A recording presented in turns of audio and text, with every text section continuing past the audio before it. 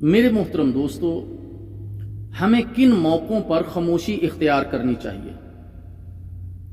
جب آپ غصے میں ہوں تو خاموش رہیے، جب آپ کے پاس دلیل نہ ہو تو خاموش رہیے،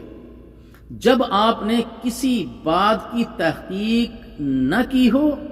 خاموش رہیے، جب سننے اور سیکھنے کا وقت ہو خاموش رہیے، جب کوئی گناہ کی بات کو لے کر مذاق کرنے لگیں خاموش رہیے، جب آپ کی باتوں کا غلط مفہوم لیا جانے لگے تو خاموش رہیے، جب دوسرے اپنے معاملات طے کر رہے ہوں آپ خاموش رہیے،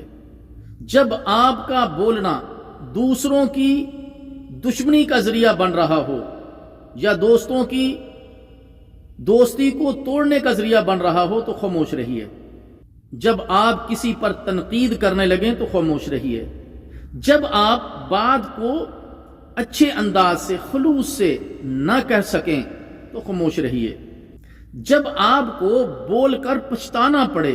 تو خاموش رہیے، جب آپ بات کو کئی بار کہہ چکے ہوں